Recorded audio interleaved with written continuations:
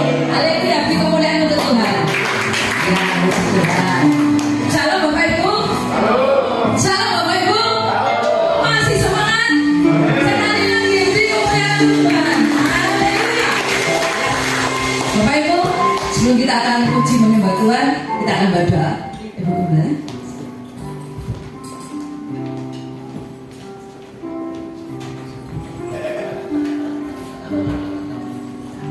Mari kita tundukkan kepala, kita berdoa.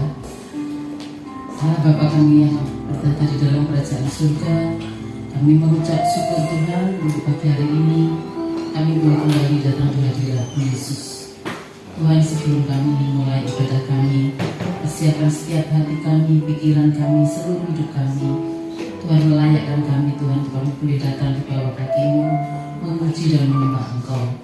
Tuhan, kami serahkan hamba-Mu yang melayani, baik song leader, singer, pemain musik, multimedia, aser, kolektan, terlebih hamba-Mu yang percayakan untuk menyampaikan firman-Mu. Urapi hamba-Mu, biarlah apa yang dikerjakan semuanya hanya untuk kemuliaan nama-Mu, Tuhan. Kami semua yang ada di tempat ini, kami boleh terberkati. Kami pulang tidak sama saat kami datang. Kami membawa damai sejahtera dari Engkau Yesus. Kami serahkan sekali lagi ruangan tempat ini, ruangan hati kami, biarlah hanya hadirat-Mu saja yang ada. Roh Kudus-Mu yang menguasai setiap kami, Tuhan, sehingga kami boleh merasakan sukacita, kami boleh dikuatkan, diteguhkan, kami boleh semakin setia mengiring dan melayani Engkau.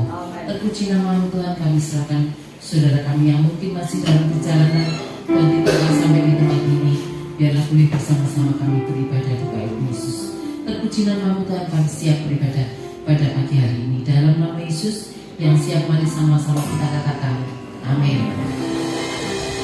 Jadi Tuhan, Bapak Ibu, saya akan mengajak Bapak Ibu menyembah Tuhan, memuji Tuhan dengan segala hati. Semuanya ya, baik depan, belakang, semuanya memuji, menyembah Tuhan dengan segala hati. Karena sekali Yesus selamanya tetap Yesus. Walaupun keadaan apapun di tengah-tengah dunia ini, Bapak Ibu, tapi Yesus ada di sini. Tuhan Yesus ada di hidup kita. Haleluya. Terima kasih.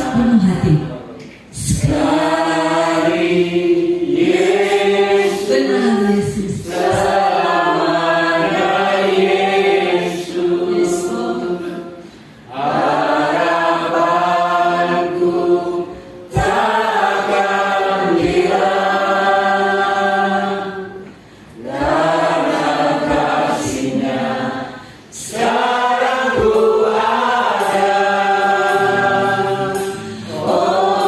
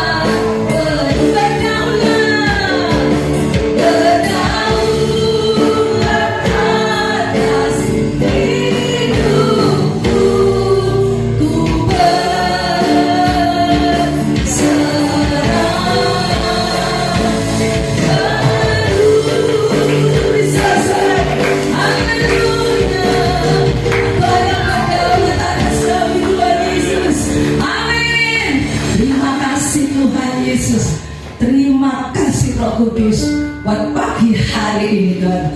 Sekali lagi kami mau menyerahkan hidup kami sepenuhnya kepada-Mu, dan kami akan bersuka cita Tuhan Yesus. Kami mau dibebaskan semuanya Tuhan Yesus. Terima kasih Bapa, terpujilah nama-Mu. Di dalam nama Tuhan Yesus Kristus semua mengatakan amin. Disorak-sorai untuk Tuhan, karena Yesus sudah memberikan kami kekuatan. Amin. Tuhan Yesus yang berikan kami kemenangan. Yesus adalah kekuatan dalam hidup kami. Yesus adalah kekuatan.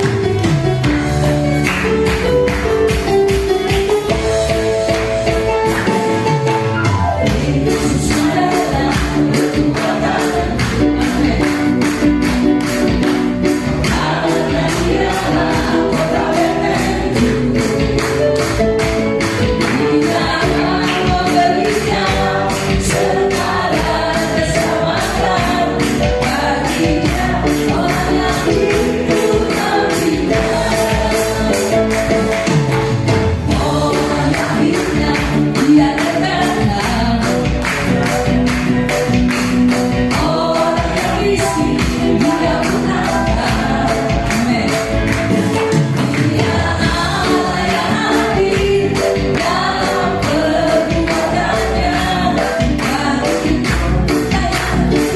Cintanya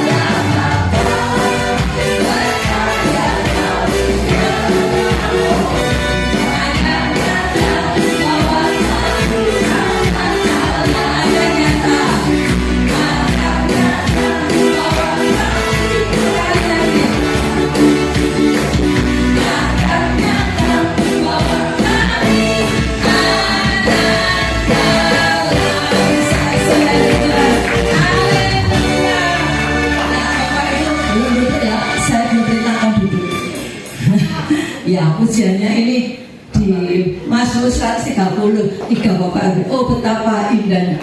Karena di situ ada, di dalam itu ada kebersamaan, kerukunan dan kesatuan Bapak Ibu. Amin. Haleluya. Oh, betapa indahnya.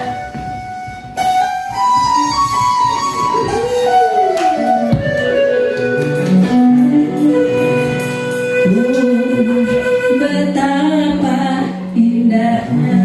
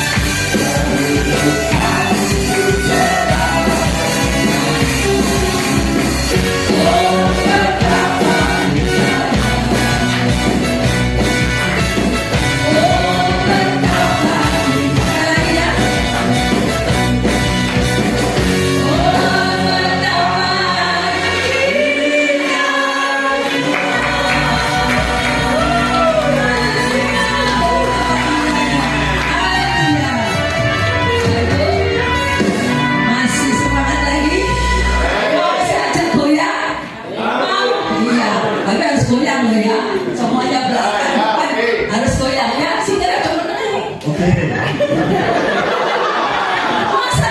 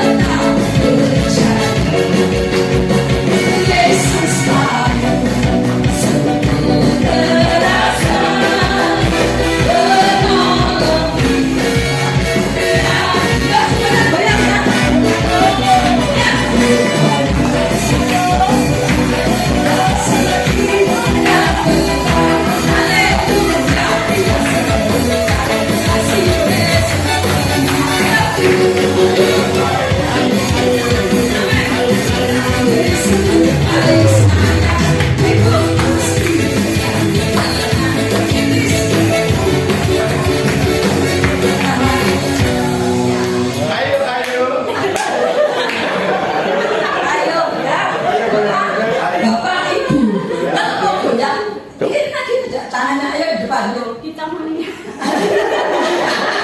Ya Bapak Ibu tangannya di depan yang kanan. Kita ajari ya. Ayo yang puji Tuhan. Sate.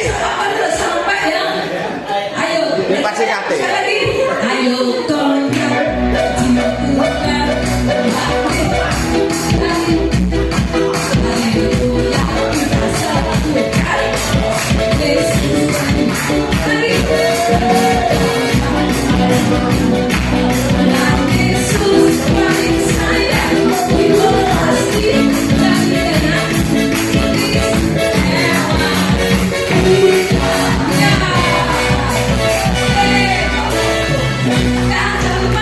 Ayo kok ya. Sekali lagi ya, ayo. Sekali lagi. Bapak Ibu masih kalah ya. Ya dong, dong saya sama-sama kita ya. Semua warga. Ayo kok ya.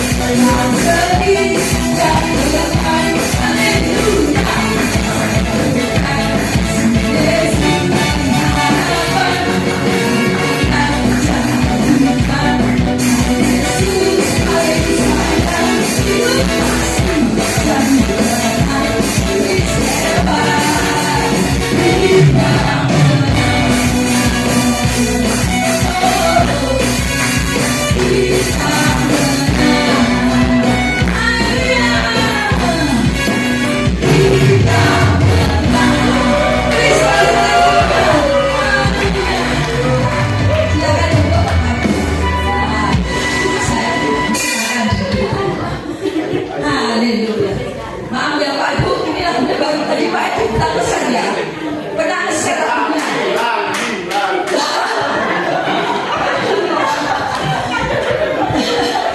Iya tadi Pak Gembala pernah share, makanya kita jadi lagunya baru yang suka cita. Iya tak pasti itu akhirnya. Haleluya. Iya. Apalagi Pak Ibu ya. Ini kan mau 17-an, kan ada lomba joget, iya. Makanya belajar ya Pak Ibu. Kita akan berikan persembahan buat pekerjaan Tuhan. Kita akan berdoa. Mari kita berdoa. Bapa kami yang ada di surga, terima kasih atas anugerah-Mu sampai hari ini. Tiba saatnya Tuhan, kami akan memberikan yang terbaik. Biarlah Tuhan mengkuduskan persembahan ini dan memberkati tangan-tangan memberi kebutuhan mengurut dan Tuhan memberkati berlipat kali ganda. Hanya di dalam nama Tuhan Yesus kami berdoa dan mengucap syukur. Haleluya. Amin. Amin. Segala puji syukur.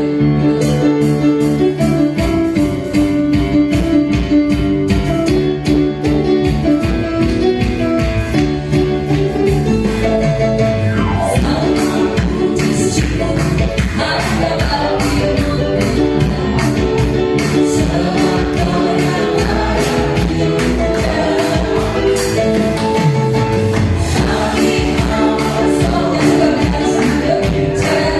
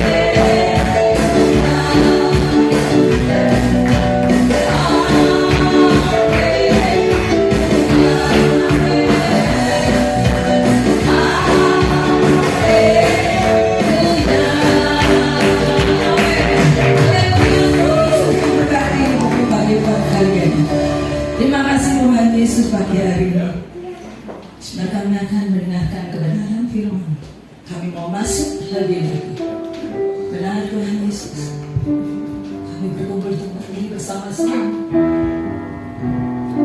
memuliakan nama Tuhan. Kami datang untuk menyembah-Mu karena hadirat-Mu Tuhan Yesus. Kami rindu akan curahan Roh Kudus. Haleluya. Dan kami percaya Kau akan mengenapi firman-Mu. Jadikan kami Tuhan Yesus alat-Mu.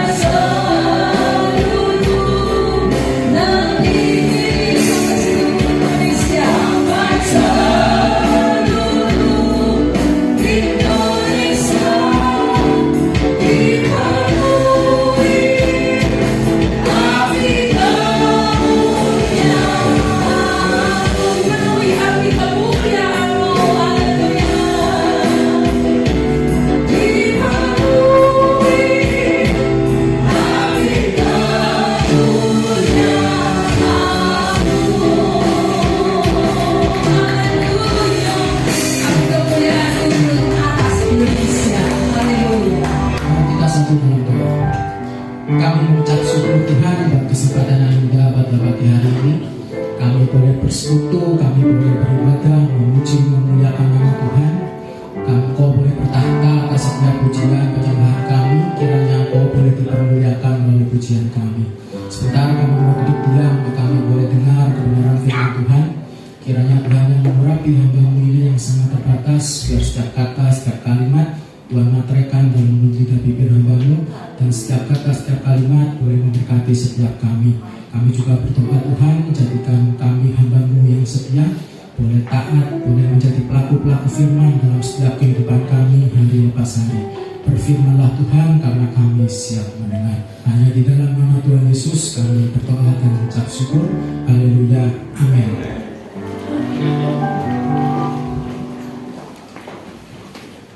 Terima kasih untuk tim Praise and Worship buat pelayanannya. Hari ini saya mau membawakan suatu tema tentang ibadah rohani palsu melawan ibadah sejati, Bapak Ibu. Bapak Ibu, bagaimana kabarnya hari ini? Luar biasa. Kalau luar biasa masih ada senyuman di wajahnya. Coba kasih senyuman terbaik buat sebelumnya. Bilang Tuhan Yesus baik. Terus bilang sama yang nonton, engkau pasti diberkati. Amin. Oke. Baik Bapak Ibu, kita akan coba buka Alkitab kita dalam kitab Mika pasal ke-6 ayat ke-8. Ini sebenarnya satu perikop, tapi saya mau baca ayat emasnya saja di ayat ke-8. Di situ sudah ada semua. Bapak Ibu sudah di sana? Mika pasal 6 ayat ke-8. Apakah sudah di sana? Atau bisa ditampilkan mungkin? Mika pasal 6 ayat 8.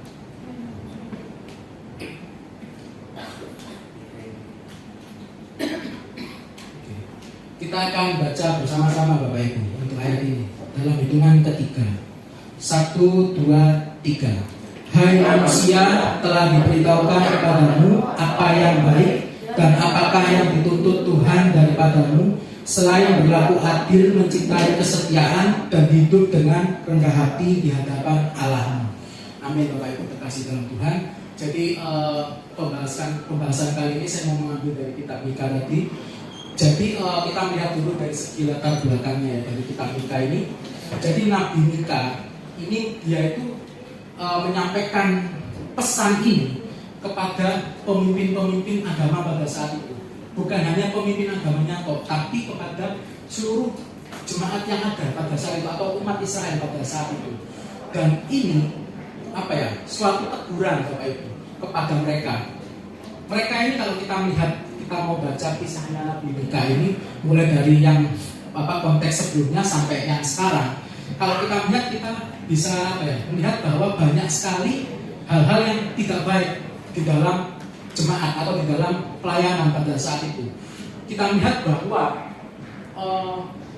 mereka itu pemuka-pemuka agama ini mereka taat menjalankan ritual agama mereka, ibadahnya taat, persembahannya taat, semuanya dilakukan dengan taat. Tapi di sisi lain kalau kita mau lihat, kalau kalian nanti kita akan bahas satu persatu, itu kita lihat banyak sekali kejahatan yang ada, yang dibarengi dengan yang namanya ketaatan. Jadi Bapak Ibu, mereka ini melakukan yang namanya ibadah dengan taat.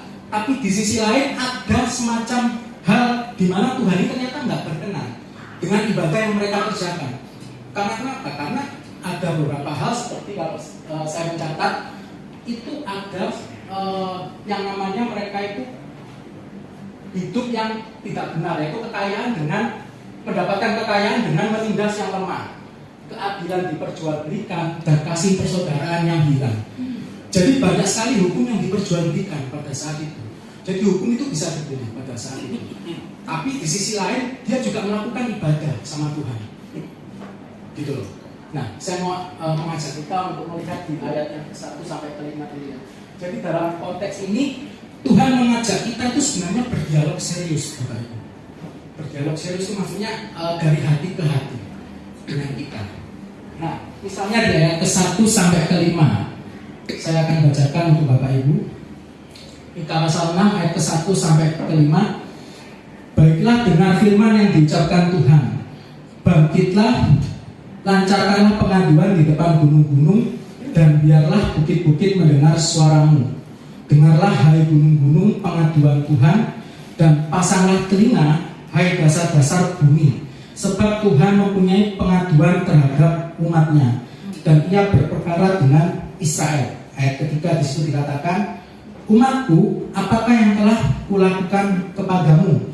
Dengan apakah engkau telah kulelahkan? Jawablah aku.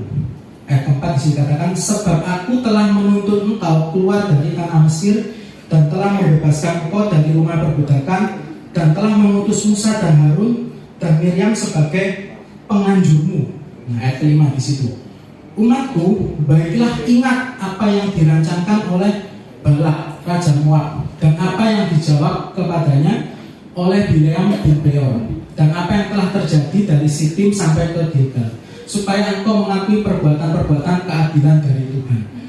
Kita lihat bahwa Tuhan ini mengingatkan mereka, Bapak Ibu, apa saja yang telah Tuhan perbuat dalam kehidupan mereka. Mulai dari Tuhan membebaskan mereka dari perbudakan, sampai ke dalam fase-fase ketika mereka harus dikejar oleh orang Mesir sampai menuju ke Laut Merah. Itu Tuhan ingetin kepada mereka, kurang baik apa gitu pada mereka. Itu Tuhan mengingetin ke mereka. Tapi kita melihat bagaimana respon mereka, Bapak Ibu. Nah, dalam kehidupan kita pun mungkin sama, Bapak Ibu. Kita mungkin mengalami suatu hal atau suatu masa di mana ketika kita mungkin bekerja, atau mungkin ketika kita mengerjakan pelayanan kita, apapun itu, mungkin kita mengalami masa seperti apa yang dialami oleh Tuhan sendiri, Bapak Ibu. Dia melakukan yang baik, dia melakukan yang terbaik lah ibaratnya bagi umatnya. Tapi kita lihat bagaimana respon mereka yang ditolong sama Tuhan. Sudah diingetin bolak-balik sama Tuhan, sudah ditolong bolak-balik, tapi respon mereka bagaimana sama Tuhan? Mereka tidak menghargai Tuhan, gitu. Nah, kalau kita mau misalnya hari-hari ini kita misalnya mau protes nih sama Tuhan, Tuhan, aku ini sudah baik, aku ini sudah kerjakan pelayanan, aku ini sudah kerjain pekerjaanku dengan benar, dengan tanggung jawab. Tapi kita ini protes, tapi kok yang aku dapat tidak sesuai dengan apa yang aku kerjakan. Tuhan harus ngalami, gitu. Dia melakukan hal yang baik kepada bangsa Israel. Tuhan melakukan hal yang menolong mereka, gitu. Tapi respon mereka bagaimana? Respon mereka tidak menghargai Tuhan. Nah, mungkin hari-hari kita mungkin pernah merasakan hal seperti ini. Ojo kaget, Bapak Ibu. Tuhan harus ngalami soalnya, gitu. Nah, ini harus kita lihat, Bapak Ibu. Nah, terus ayat ke-6 ke-7 di situ dialog antara Tuhan dengan bangsa Israel ini. Ayat ke-7 berkata bahwa intinya bahwa umat itu bertanya dengan pola pikir mereka, Bapak Ibu. Coba kita lihat di ayat ke-6 sampai ke-7 di situ. Mika pasal 6 ayat ke-6 sampai ke-7 di situ dikatakan, bisa tampilkan enggak? Kalau enggak bisa baca ya. Mika pasal 6 ayat ke-6 sampai 7 di situ dikatakan, dengan apakah aku akan pergi menghadap Tuhan dan tunduk menyembah kepada Allah yang di tempat tinggi? Akan pergikah aku menghadap Dia dengan korban bakaran, dengan anak lembu berumur setahun? Nah, ayat ke-7 dikatakan, berkenankah Tuhan kepada ribuan domba jantan, kepada puluhan ribu curahan minyak? Akan kupersembahkan anak sulungku karena pelanggaranku, dan buah kandunganku karena dosaku sendiri. Ini maksudnya adalah begini, Bapak Ibu. Orang Israel ini mengira ya, khususnya yang orang hidup di zaman Nabi Musa ini, mereka mengira bahwa ketika mereka berbuat dosa, mereka bisa menebus itu dengan yang namanya korban bakaran. Makanya mereka ini dosa jalan, ibadah ya jalan. Mereka anggap Tuhan itu bisa disuap dengan yang namanya korban bakaran tadi, gitu loh. Nah, ini yang bahaya, Bapak Ibu.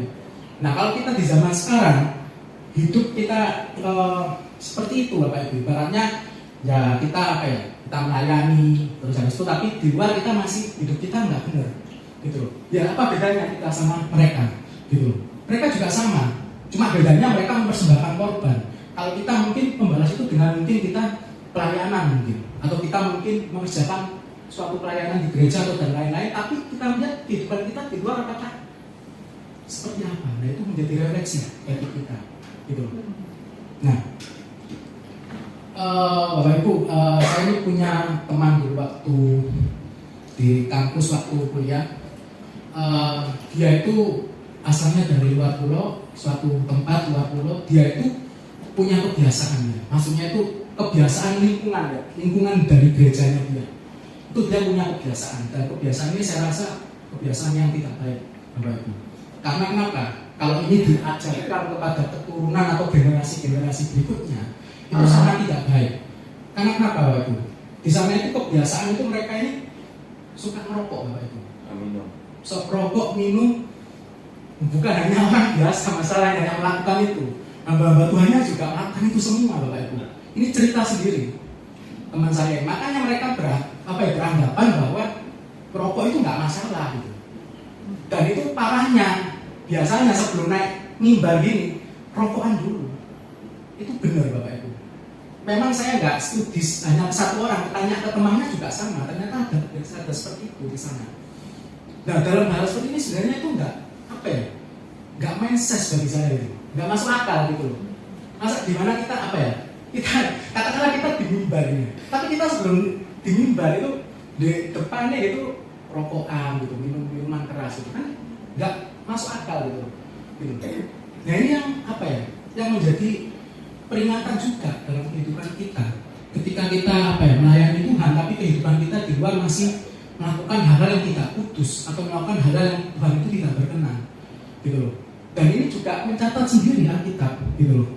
Kamu mungkin bisa membayar itu dengan persembahan, dengan suap dan lain-lain, tapi itu Tuhan tidak berkenan ternyata. Gitu. Teguran ini sangat keras, Bapak Ibu. Teguran dari Nabi Mika atau orang-orang Israel pada zaman itu. Dan ayat ke-8 di situ Tuhan menjawab ya. Tuhan menjawab dengan hal yang paling mendasar yang kita baca tadi di awal.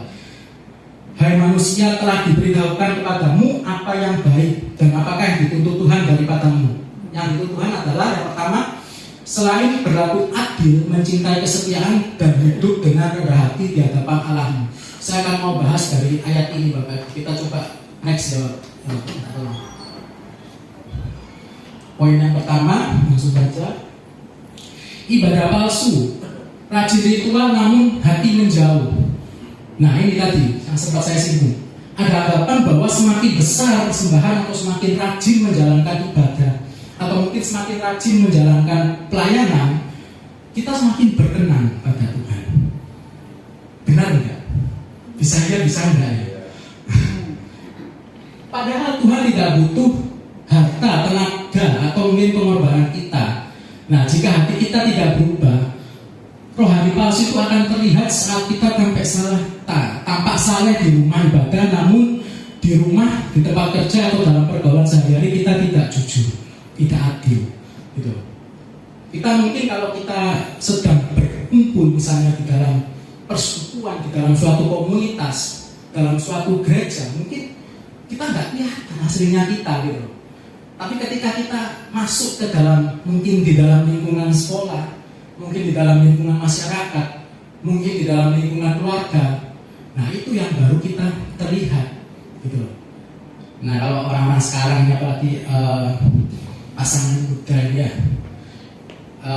biasanya itu egonya sama-sama tinggi biasanya kalau orang masih muda itu ya, biasanya ya bisa dilihat sendiri ya, biasanya seperti itu. Jangan sampai misalnya suami pulang kerja gitu ya, suami pulang kerja capek-capek terus istrinya mau marah, lihat anakmu itu loh nangis gini-gini, itu loh lah belum disapu dan lain-lain. Terus habis itu suami minta dibikinin kopi gitu ya, yang keluar bukan kopi kapal api, kapal perang malah.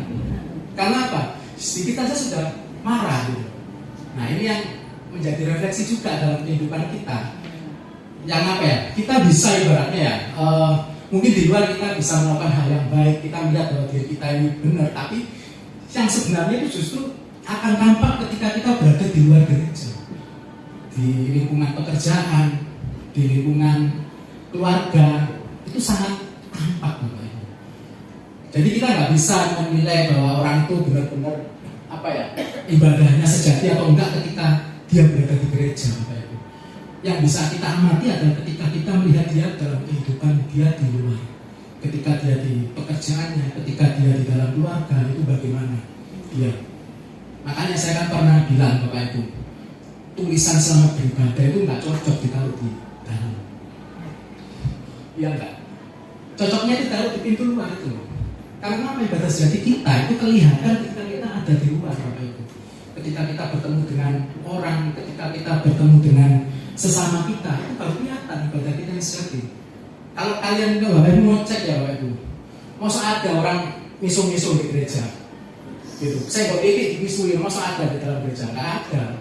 Tapi coba kalau di jalan, nggak kelihatan ini orang Kristen atau bukan, nggak kelihatan. Kenapa? Ya sama, karena mereka melakukan hal yang sama. Ya misu-misu, ya melakukan hal yang nggak baik gitu. Nah, jadi ini juga menjadi suatu peringatan dalam kehidupan kita Bapak Ibu. Nah, coba di next kelengkapannya dalam kehidupan kita. Nah, mari kita periksa Bapak Ibu, apakah ibadah yang kita lakukan hanya menjadi rutinitas belaka, atau apakah ibadah itu benar-benar membentuk karakter kita menjadi lebih jujur, lebih bertanggung jawab, dan lebih peduli pada orang lain yang membutuhkan. Nah, ayo kali ini kita coba cek. Saya nggak mau menghakimi siapa-siapa, kita cek diri kita masing-masing.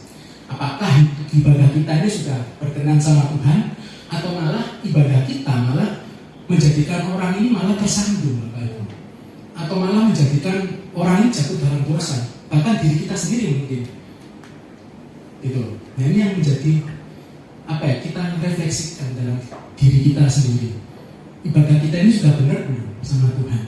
Nah, ini yang penting dalam kehidupan kita Bapak Ibu. Coba poin yang kedua langsung saja. Ibadah sejati menegakkan keadilan. Di Mika 8 tadi. Jadi hal pertama yang dituntut Tuhan adalah berlaku adil.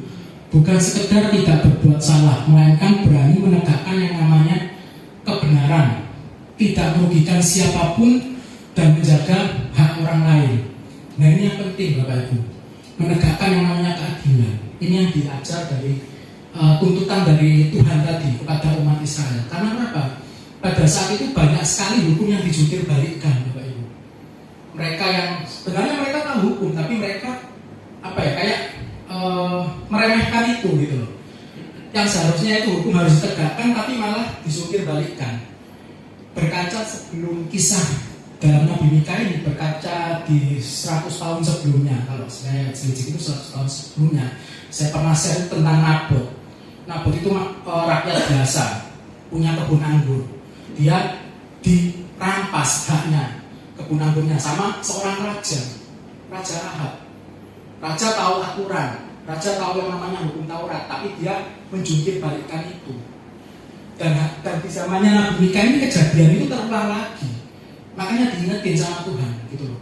Ibadahmu jalan, tapi kenapa kok apa ya, kejahatan dan dosa itu juga jalan bersama-sama dengan itu. Kalau Bapak Ibu bisa lihat nanti di rumah kisahnya Nabot. Nabot itu kan gitu, dia itu apa ya, korban dari ketidakadilan, penyalahgunaan hak asasi manusia. Kalau kita mau belajar di materi PHK itu ada hak asasi manusia. Nah, Nabot itu apa ya, salah satu korban penyalahgunaan hak asasi manusia. Bahkan parahnya Bapak Ibu, cara Ahab untuk menghakimi Nabot itu nggak manusiawi Bapak Ibu. Pakai topeng rohani. Dengan cara apa? Berpuasa Bapak Ibu. Kelihatannya kan rohani, puasa dulu. Tapi tujuannya apa? Untuk membunuh Nabot tadi. Kenapa? Karena ketika dia berpuasa, dia berpikir bahwa itu memang caranya Tuhan, itu memang kehendaknya Tuhan. Padahal yang dilakukan oleh Ahab itu adalah dia itu apa ya, menyewa saksi-saksi palsu, menyewa saksi-saksi dari rakyatnya dipaksa untuk memaklumkan yang namanya puasa, supaya apa? Supaya kelihatan bahwa dosa ini dosa besar gitu loh. Padahal Nabot tidak melakukan dosa apa-apa, tapi dituduhkan kepada Nabot dia ini apa? Menghujat Allah gitu loh. Dan ini sangat tidak manusiawi. Nah, seberapa sering kita hari-hari ini mungkin kita sendiri ya jadi korban, atau mungkin kita yang malah apa istilahnya menjadi pelaku gitu loh. Nah, hati-hati Bapak Ibu, kita harus bisa bersikap yang namanya adil dalam kehidupan kita, terutama bagi para pemimpin-pemimpin yang ada ya Bapak Ibu ya. Nah, Misalnya di dalam penerapannya langsung next. Di dalam pekerjaan maupun di dalam mengelola rumah tangga maupun di dalam bermasyarakat, kita harus melakukan semuanya itu dengan benar dan jujur. Jangan ada unsur penipuan, Bapak Ibu. Kalau ada unsur penipuan itu nggak baik, Bapak Ibu. Walaupun saya juga sedikit banyak ya pernah melakukan gitu. Tapi ya jangan menurut saya seperti itu. Saya kan pernah kerja sekuler, Bapak Ibu. Bukan soal menipu dalam hal apa pelayanan, bukan. Tapi dalam hal kerja sekuler pernah. Gitu loh. Yang namanya jualan kan kadang kan sedikit banyak kan ada unsur kayak gitunya ya. Walaupun kita nggak mau, tapi kan bos kita yang maksa. Kita bisa apa gitu ya. Nah itu juga apa ya, menjadi peringatan juga bagi kita, Bapak Ibu. Dulu itu apa ya, bos saya ini rohani banget, Bapak Ibu. Sukanya berdoa, pintar khotbah, pintar ceramai pegawainya. Pegawainya itu sebenarnya setiap hari diceramai. Kalau pokok saya cerita itu diceramai tentang firman Tuhan, tentang Alkitab. Intinya itu kalau ngomong pinter, tapi kalau praktek nggak tahu, gitu loh. Prakteknya masalahnya beda sama dengan apa yang dia omongkan. Kelihatannya bijak banget, Bapak Ibu. Kita ini nyaman bekerja di situ, ya tergantung sih, ada yang nyaman, ada yang enggak. Nyaman dalam arti begini, setiap tahun itu kita ada rekreasi, Bapak Ibu. Rekreasi ke Bali biasanya.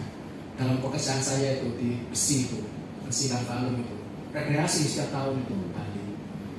Alasannya apa? Pinter bosnya. Kalau ditegur gitu, sama-sama orang Kristen kan ya, sama-sama orang percaya gitu, saling menegur kan nggak masalah ya, saling mengingatkan. Ditegur, Pak, ini nggak salah kan, kita jual ini bohongi orang loh gitu loh, nggak asli ini gitu loh. Alah, nggak apa-apa lah, kan ini kan saya lakukan demi kalian. Kalau kita nggak jual seperti ini, kalian mana bisa rekreasi kembali? Bijak ya teman-teman, tapi ya bahaya sebenarnya Bapak Ibu. Nah makanya dalam kehidupan kita kan sering kali kita mungkin nggak semua, tapi kadang kita melakukan hal seperti ini, mengatasnamakan yang namanya kebijaksanaan atau kebenaran demi menutupi yang suatu hal yang namanya dosa, gitu. Dan ini yang menjadi peringatan juga dalam kehidupan kita. Mungkin kita melakukan itu secara sengaja atau mungkin tidak sengaja. Nah, ini harus kita introspeksi diri kita masing-masing. Nah, jangan mengambil hak orang lain dan jangan memanfaatkan kesempatan untuk keuntungan sendiri dan berani berdiri di pihak kebenaran meskipun itu sulit dilakukan. Nah, penting dalam kehidupan kita untuk kita punya yang namanya integritas untuk melakukan yang namanya kebenaran, Bapak Ibu. Kalau zaman sekarang ini ya benar ya, orang bilang itu orang jujur itu sedikit gitu. Kalau orang pintar banyak, tapi yang jujur sedikit. Itu memang ada benernya, Bapak Ibu. Gitu.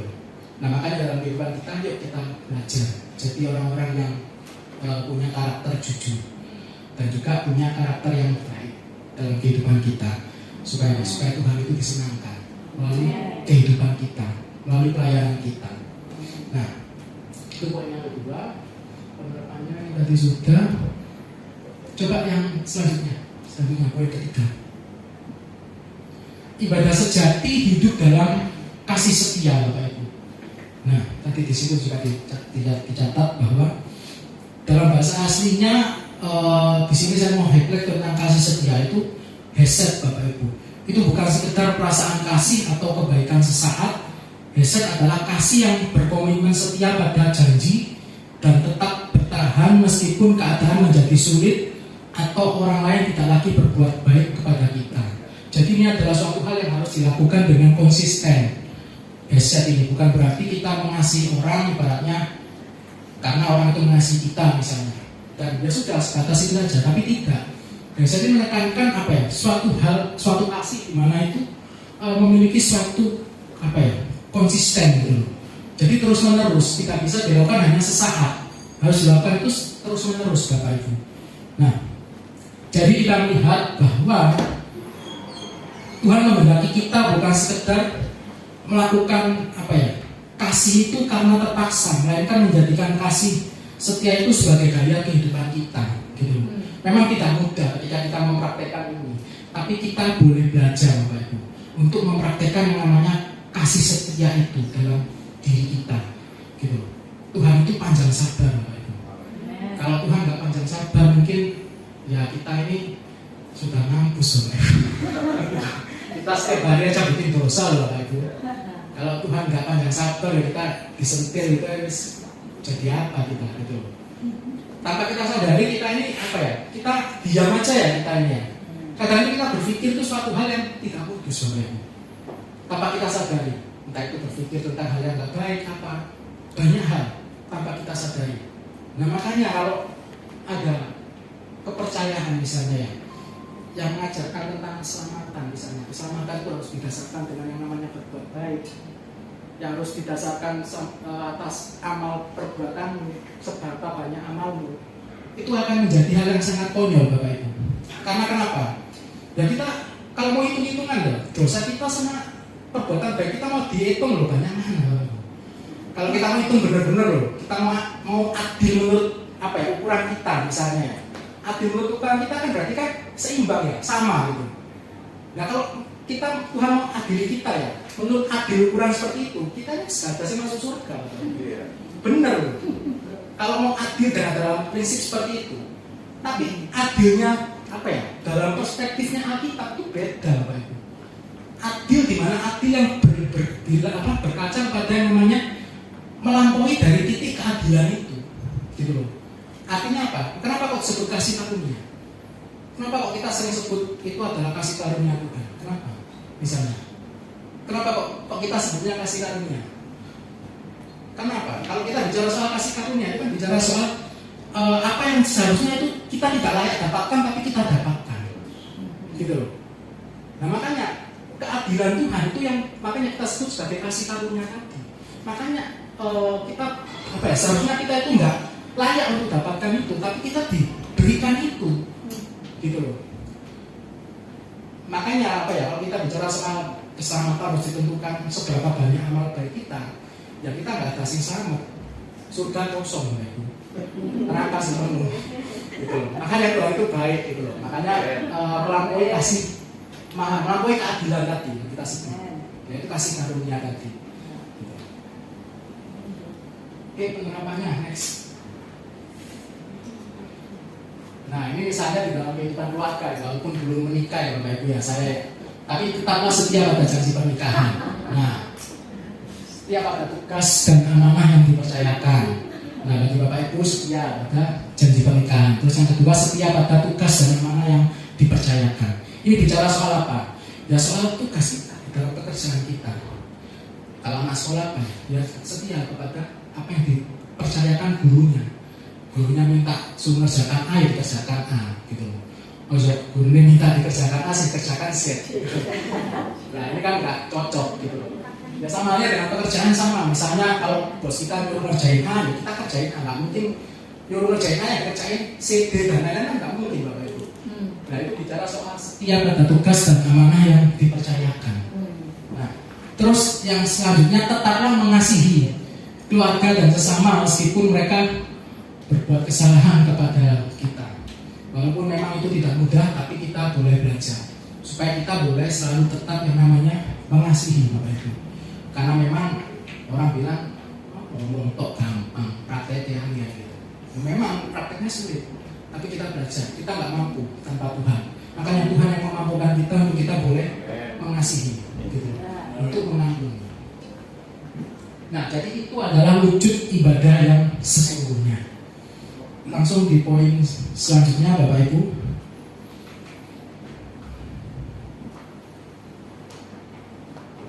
Ibadah sejati, rendah hati, berjalan bersama Tuhan. Nah, dari ayat 8 ini di bagian terakhir, jadi berjalan rendah hati bersama Allah artinya bahwa kita menyadari bahwa segala kemampuan, jabatan, harta maupun pengaruh yang kita miliki semata-mata adalah anugerah Tuhan. Jadi apapun yang kita punya saat ini, kita percaya bahwa itu anugerah Tuhan. Dan itu apa ya?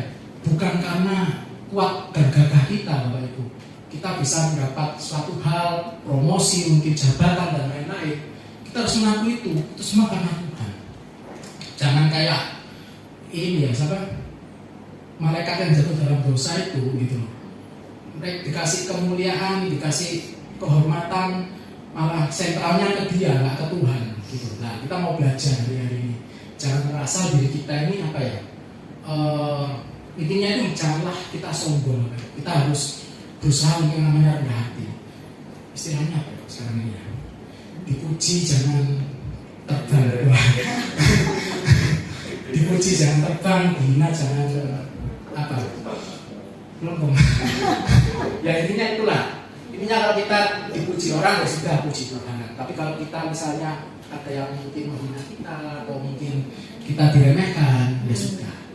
Tuhan yang tahu. Ya. Jadi kita tidak merasa lebih hebat dari orang lain dan kita selalu bersandar kepada Tuhan dalam setiap langkah kehidupan kita. Next, penerapannya.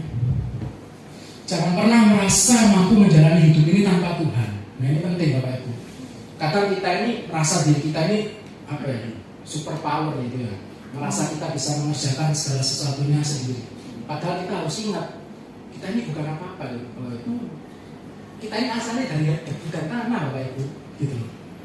Terus dikasih nafas kehidupan sama Tuhan. Jadi artinya kita ini nggak bisa apa-apa kalau kita tanpa Tuhan. Nah ini kita harus ingat Bapak Ibu. Terus yang kedua, di tengah keberhasilan maupun kesulitan tetap rendah hati Bapak Ibu. Gampang-gampang susah Bapak Ibu. Tetap rendah hati. Kalau kita berhasil gitu. Kadang itu naluri kesombongan kita ini kadang muncul sendiri tanpa diundang gitu. Nah ini yang bahaya Bapak Ibu. Gitu. Nah, demikian pula sama misalnya dalam kita menghadapi kesulitan. Kalau kesulitan ya kita pasti rendah hati lah. Dan yang bahaya itu kalau berhasil ini mengalami suatu fase di mana berhasil, mengalami suatu fase di mana naik jabatan misalnya. Nah ini kita harus jaga hati kita. Gitu. Bapak Ibu kan tahu Daud kan ya? Daud yang kita itu kan tahu kan? Bapak Ibu kan nggak temui kan Daud berdosa ketika Daud ini masih miskin. Ya enggak? Ketika Daud masih miskin, Bapak Ibu temui nggak dosanya Daud sebelum dia jadi raja? Ada nggak? Nggak ada kan? Semenjak dia masih itu loh gembala atau domba ini, kan nggak ada dia bikin dosa. Tapi ketika dia jadi raja, dosanya ngeri Bapak Ibu. Bunuh bojone orang ya. Ngeri apa gitu. Pek bisa. Pek bisa maksudnya. Terus dibunuh di pek bojone. Artinya apa? Dosanya Daud lahir ketika dia punya yang namanya kuasa. Nah makanya hati-hati dengan yang namanya berkat, hati-hati dengan yang namanya kuasa. Itu bisa menjadikan bumerang dalam kehidupan kita untuk justru malah membuat kita jatuh dalam dosa. Tapi untungnya Daud itu orangnya cepat tobat Bapak Ibu. Kalau langsung ditegur langsung tobat. Nah itu puji Tuhannya itu. Nah, akuilah keterbatasan diri dan terus berjalan bersama Tuhan sampai akhir hidup kita. Nah kita harus mengakui bahwa kita ini terbatas. Tanpa Tuhan kita nggak bisa. Jadi misalnya kita menghadapi suatu masalah, pergumulan, sing dicari ojo apa ya, jalan keluar masuknya itu cari konco, terus cari apa teman terdekat sing bisa nulungi, misalnya butuh uang gitu ya. Sopore iki iso tak utangi rek gitu misalnya gitu. Nah ini kan yo apa ya, kita andalkan Tuhan dulu gitu. Kita andalkan Tuhan, kita berdoa, siapa tahu Tuhan buka jalan. Nah, jadi intinya itu mengandalkan Tuhan terlebih dahulu. Jangan cari apa ya, backingan di luar Tuhan gitu. Kalau kita kan backingannya pusat ya, Tuhan Yesus backingan kita. Kalau kita ada masalah, kita ngomongnya ke Tuhan gitu. Supaya apa? Supaya Tuhan bisa menolong kita dalam kita memecahkan permasalahan yang kita hadapi. Nah, next. Ibadah tanpa perubahan hidup tidak berarti Bapak Ibu. Mika 6 ayat 12 sampai ke 13. Bisa diambil enggak?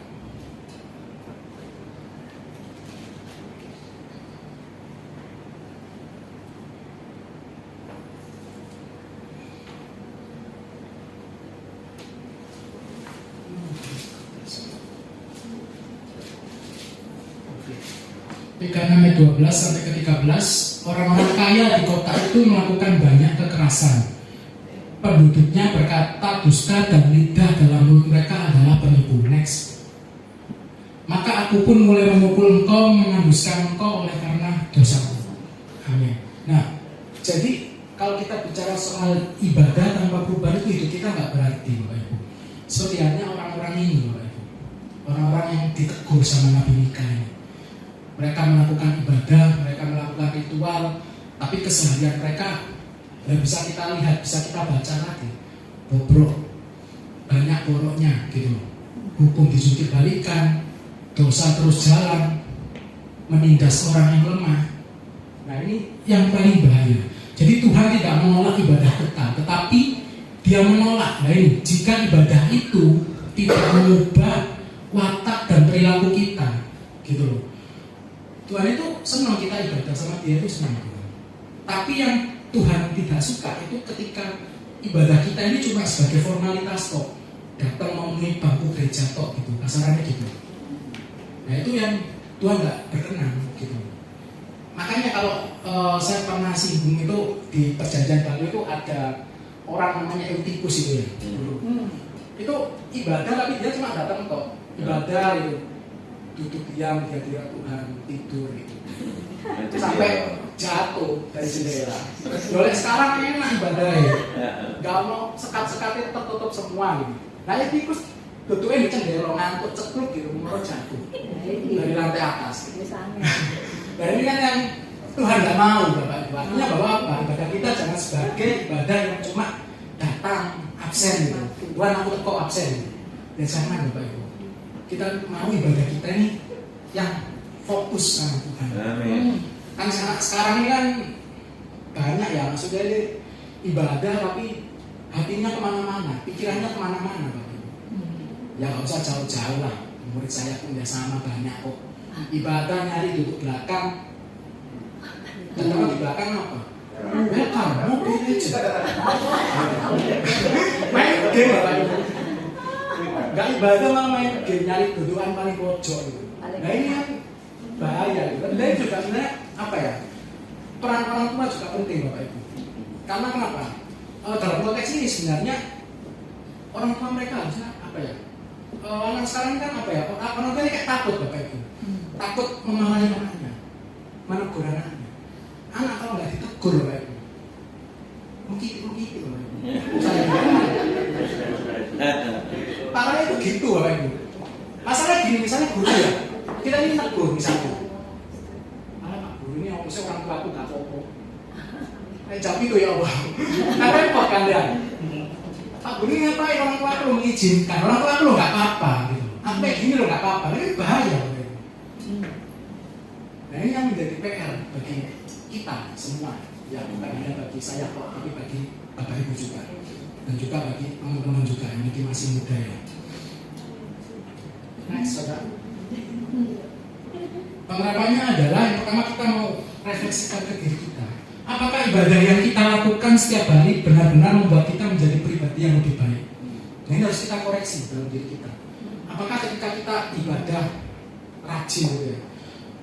Sini ibadahnya hari Rabu, Jumat, Sabtu, sama Minggu ya. Ya benar ya? Belum 7 hari Bapak ya. 7 hari ya, setiap hari ibadah itu. Nah, tapi artinya begini Bapak Ibu, ketika kita beribadah, yang menjadi refleksi dalam diri kita, apakah kita ini ibadah ini malah membuat kita semakin dekat sama Tuhan atau semakin jauh sama Tuhan? Nah, ini harus kita refleksikan dalam diri kita. Terus yang kedua, apakah kita menjadi lebih baik bagi keluarga, bagi lingkungan kita, bagi mungkin masyarakat? Nah ini kan kita harus merefleksikan. Jangan sampai kita baik, suci, kudus di gereja, tapi di luar gereja musang. Ya jangan Bapak Ibu ya. Ya kita baik di gereja, tapi di luar juga baik toh Bapak Ibu. Amin. Oke. Terus selanjutnya, apakah kita menjadi berkat bagi sesama kita? Nah ini jadi pertanyaan, kita ini di luar ini sudah jadi berkat belum? Nah ini kita harus refleksikan, kita harus ingat ini. Karena apa? Karena esensi anak Tuhan kan harus jadi berkat Bapak Ibu ya. Kalau nggak jadi berkat nanti bukan anak Tuhan, anak hantu Bapak Ibu. Nah jika belum, mari kita perbaiki mulai saat ini. Selagi masih ada waktu, nggak ada yang terlambat untuk memperbaiki sikap, karakter maupun kehidupan kita, untuk nata kehidupan kita. Oke, next, terakhir kesimpulannya adalah bahwa di hadapan Tuhan yang paling berharga bukan seberapa besar persembahan yang kita berikan, bukan pula seberapa lama kita melayani. Ini bukan track record di dalam suatu perusahaan, Bapak Ibu. Semakin kita setia sama perusahaan, semakin kita loyal sama perusahaan, semakin kita berbuat banyak sama perusahaan, maka perusahaan itu semakin memperhatikan kita. Tolong jangan disamakan ketika kita melayani Tuhan sama kita melayani dalam perusahaan. Terus nanti kalau kita melayani Tuhan, kalau kita mau samakan, aku sudah melayani kok lama Tuhan, misalnya gitu. Aku sudah bekerja lama untuk Tuhan misalnya. Kok sekarang hidupku jadi kayak gini? Nah ini yang bahaya Bapak Ibu. Kita seakan-akan kita ini menuntut Tuhan, seperti halnya kita di dalam pekerjaan misalnya. Kalau saya mau korelasikan misalnya kita bekerja, bekerja memang nggak salah sih. Kita bekerja misalnya lama di suatu perusahaan, ya pasti perusahaan ada timbal baliknya misalnya. Nah sekarang kalau kita mau kurskan sama ibaratnya kita mengerjakan pelayanan untuk Tuhan, nah seandainya kalau kita misalnya tidak mendapat apa yang kita pikirkan misalnya, apa yang kita mau, apakah kita menjadi kecewa sama Tuhan? Ayo, kita harus refleksikan itu gitu. Misalnya kita sudah mengerjakan banyak hal, mengerjakan banyak pelayanan, tapi suatu ketika di suatu titik malah ada suatu masalah dalam rumah tangga atau dalam banyak hal. Kalau kita merefleksikan itu sama dengan ketika kita bekerja, kita bisa nyalain Tuhan, kita bisa nyalain bos kita, kok nggak perhatian sama aku gitu. Kalau kita merefleksikan itu kan kita juga bisa melakukan itu hal yang sama juga sama Tuhan. Tuhan kenapa kok Tuhan begini gitu? Aku sudah bekerja lama untuk Tuhan misalnya gitu. Nah kita bisa jadi kecewa gitu. Nah ini yang menjadi refleksi juga bagi kita. Dan yang paling dicari Tuhan adalah hati yang tulus, yang hidup adil terhadap sesama, yang memancarkan kasih setia dalam setiap hubungan. Nah setiap hubungan itu ya dalam setiap apapun yang kita kerjakan. Kita berhubungan dengan masyarakat, kita berhubungan dengan teman, kita berhubungan dengan keluarga. Itu yang harus kita lihat dalam setiap hubungan kita. Dan yang rendah hati berjalan bersama Tuhan seumur kehidupan kita. Nah itulah ibadah sejati yang benar-benar berkenan kepada Tuhan. Saya undang WL pemain musik.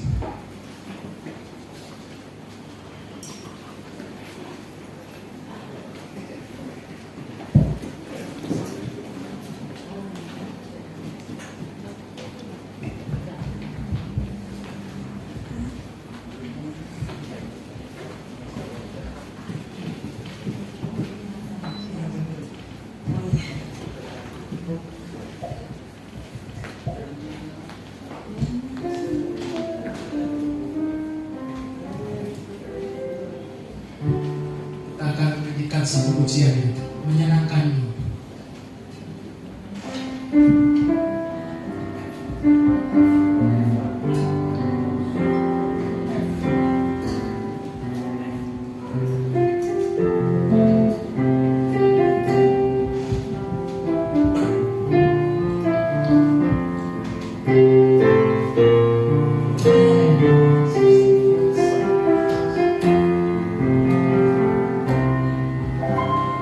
Tuhan, ku mau mendengar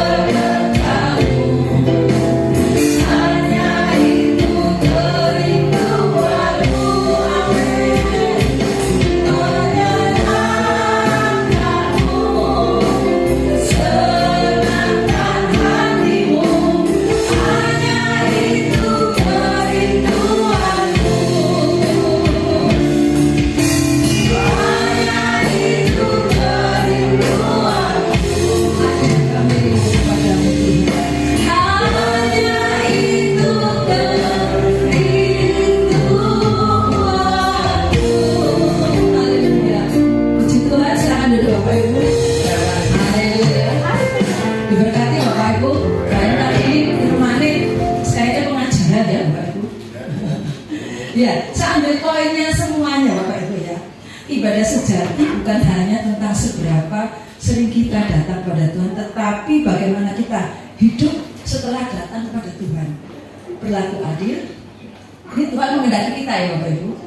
Berlaku adil, mengasihi dengan setia, berjalan dengan rendah hati bersama Tuhan, mengalami perubahan hidup melalui ketaatan. Jadi mengalami perubahan itu apa? Dari karakter kita Bapak Ibu. Sikap kehidupan kita dalam sehari-hari. Ketaatan adalah bukti bahwa ibadah kita sungguh-sungguh berkenan kepada Tuhan. Amin Bapak Ibu. Haleluya. Terima kasih yang banyak. Wirin sudah menyampaikan kebenaran Tuhan. Haleluya. Mari Bapak Ibu kita akan memberikan persembahan buat pekerjaan Tuhan.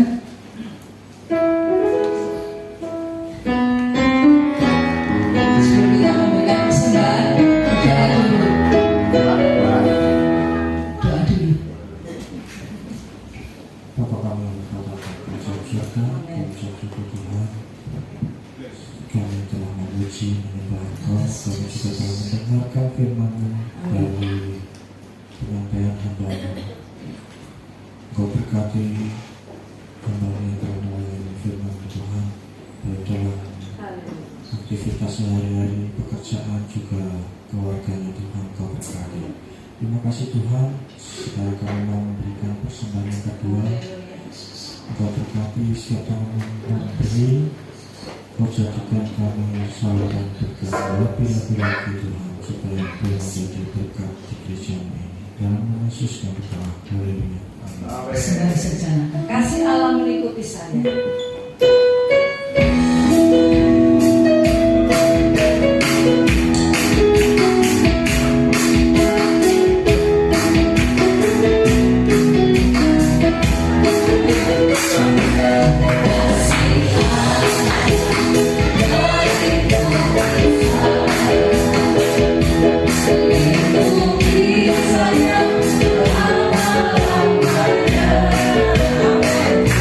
Dalam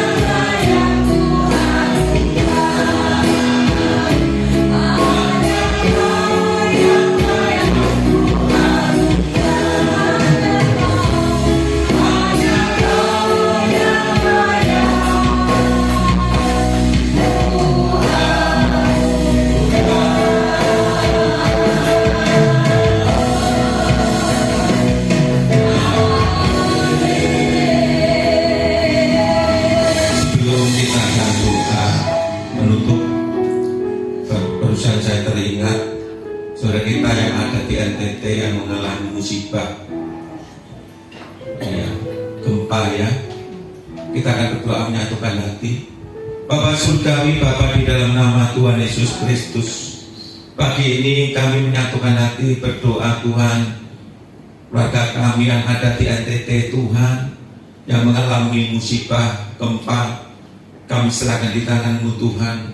Jika ada keluarga yang ditinggalkan, mereka meninggal, bagi keluarga yang ditinggalkan, beri kekuatan, berikan kesabaran Tuhan, supaya mereka tetap kuat dan memiliki iman di dalam Kristus Yesus.